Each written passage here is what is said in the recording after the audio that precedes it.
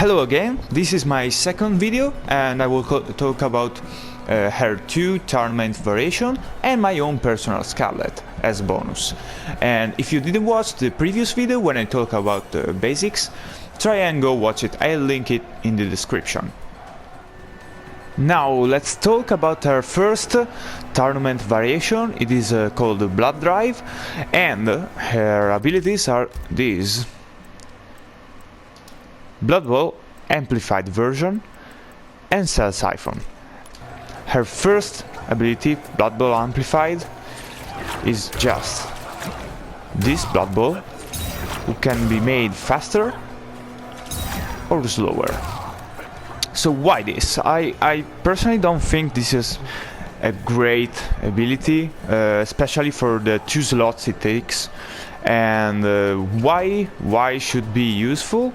Well, for zoning, because you have to think that she might be zoning real well and a lot, and if you really want to zone with her, this is crucial, because as you start throwing some projectiles and you start doing this, the enemy is taking your timing and starting to jump in or starting to evade low and go in.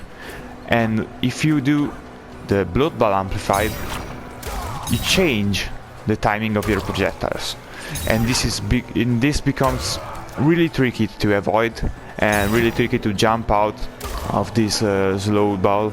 And also on full screen you can make a slow ball and another projectile, whatever of their projectiles, and they will hit at the same time.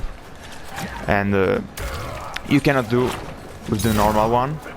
And yeah, this increases her damage a lot, or you can do it faster and reach the enemy. And with this you can be really dangerous on the zoning side, but I don't think she has to be zoning the whole time, as I said. And yeah, I don't really like this ability. Our second ability with this variation, and this is the ability, this is the why you would pick this variation, is this one. I bet you've seen this, always. I think people just goes for this, and you can combo with this one pretty much everywhere, pretty much from any of your string. Everything combos with this. So why this is ability, why this is strong enough to make a variation at tournament 1? Because this is +4 on everything, on the normal one and also on the amplified one. Always +4. This means that you do this and you can jump, you can move before the enemy 4 frames before. And 4 frames before means no one, really no character in this game is gonna beat this. It's gonna beat your down one. So you can do something like that, something like that. You bring your enemy here, and you have a free down one. They have to block it, and if they try to down 1, to down 2, to do whatever, you're going to get them. But first thing you should try is check if they can counter your throw, because with the slower players, this is a free throw. They're never going to... I never see people who can react in time to this free throw. And this is pretty damaging after a combo like this.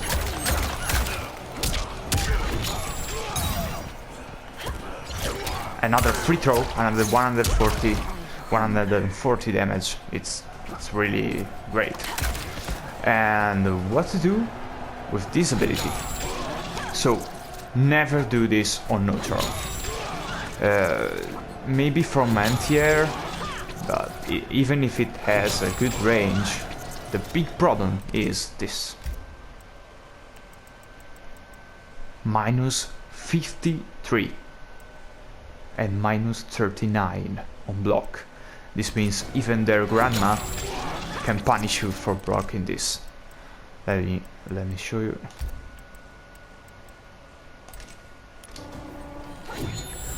She still does the full animation if it's blocked. So the enemy can do whatever to you. Never use this. Use this only on hit confirm. So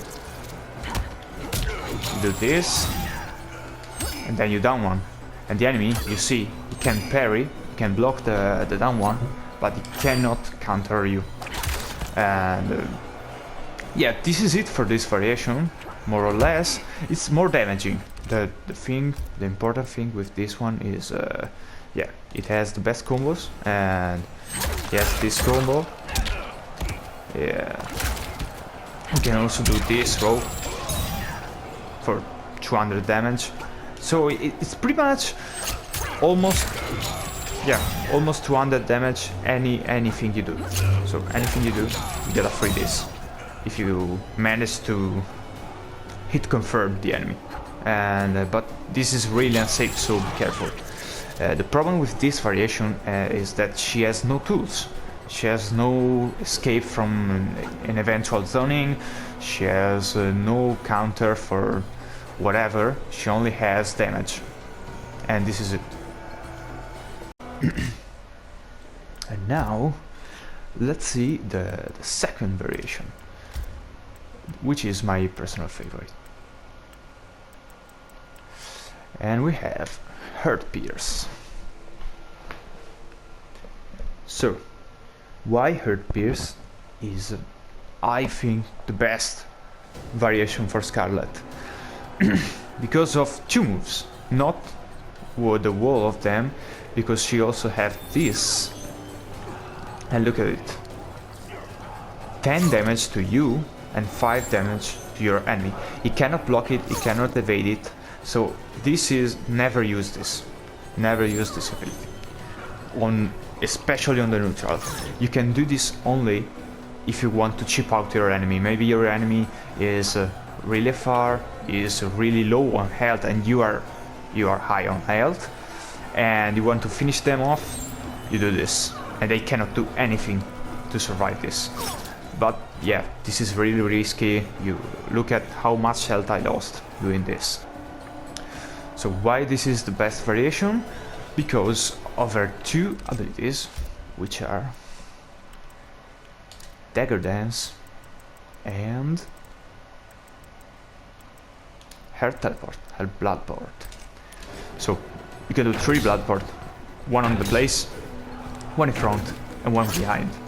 This is really great, because you can also special cancel it. So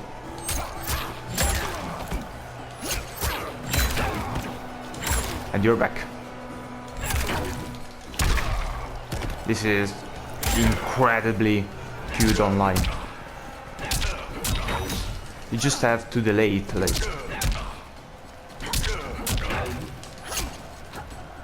You can do something like this.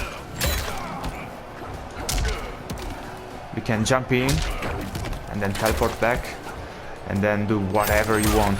It is especially great for punishing the zoners like Sub-Zero. Sub-Zero really outzones her because he can trade and then he can jump in after he traded with her, unless she uses this one who goes low, but she can do this and get a free combo. The other good thing is her Dagger Dance. Why is it so good? First thing is because she can hold it. You can hold it how long you want. So you can teleport and do this. Remember, teleport is not safe, so the enemy, don't do it raw. Don't do it raw with the enemy standing there, because he can punish you. But if you do it on this, for example, you can do it for free, or on knockback.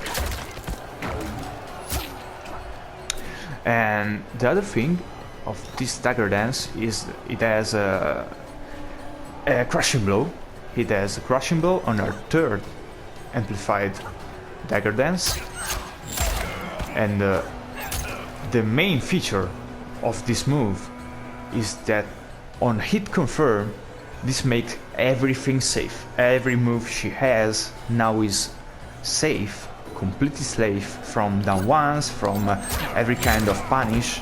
Because of this, you can do like, hey,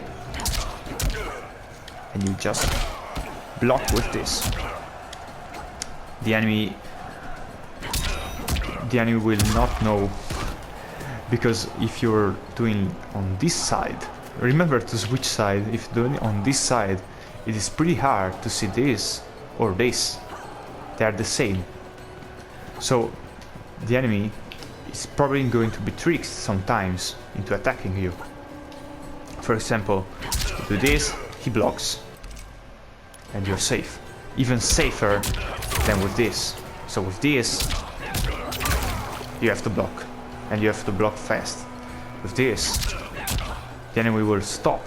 The enemy cannot even throw you. Look at it.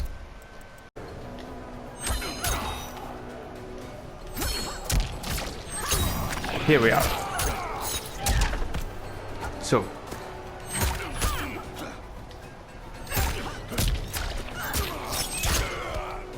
and on the third one, if you amplified it, here comes the crushing blow. 210 damage and a bleeding. Look at this damage. Look at all this damage. Mixed up with this one, it is just, look at, half HP just for 2 crushing blows from a parry and from the weak punish. This is really great, and this is it for this variation. So here we have my Blood Moon variation. It is the variation I used to play in the beta test, and I just love her. I play with this on the towers or on the normal casual online, and let's see what I gave her. So I gave her the dagger dance, so she can be safe, like I told you before. I gave her the wretch retribution, which is her best, I think her best combo finisher, and her best vortex. You can do a 7 hit advantage 7 frame vortex on the non-amplified version. And then I gave her the red mist. So now with the red mist she has only 3 projectiles, and instead of the tongue she now has a DOT, a damage over time, which is really great. Just for standing there you do pretty high damage. So if you throw, if you do whatever, you're mid, and it just increases your general output of damage during the game. You should have the red mist always active, and the best thing about it is that it withstands. So 3 withstand, and you can keep up with your mix with the red mist, and the enemy keeps getting damage, especially on the corner. You can do the red mist. The enemy now is standing, he cannot wake up because you restand it, and now you have your combo finisher. Now with retribution you can do really high damaging combos. Just for 1 bar, 300 damage. It's really great. You can connect it like every single attack. You can just special cancel it after everything, And if you don't amplify it, it's 7 frames on advantage. This means you can do her vortex the whole game. The enemy is going to be getting this a lot, and it's really hard to get out of it, because you just start moving 7 frames before. So you have a 3-down-1, a free throw if the enemy is not too far. For example, here on the corner, free throw. He cannot do anything because 7 frames of advantage, 3-down-1, and yeah. And the damage is also really great, even if you don't amplify it.